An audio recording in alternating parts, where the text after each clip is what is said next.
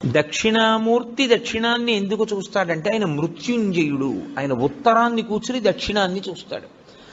మృత్యువును గూర్చినటువంటి భయము లేనివాడాయన.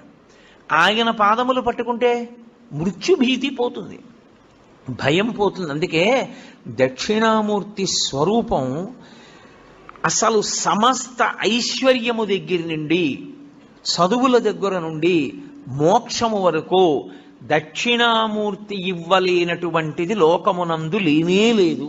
అసలు మీకు నేను ఒక గొప్ప రహస్యం చెప్తాను. ధ్యానం చెయ్యడానికి అత్యంత యోగ్యమైనటువంటి స్వరూపం ఏదో తెలుసా?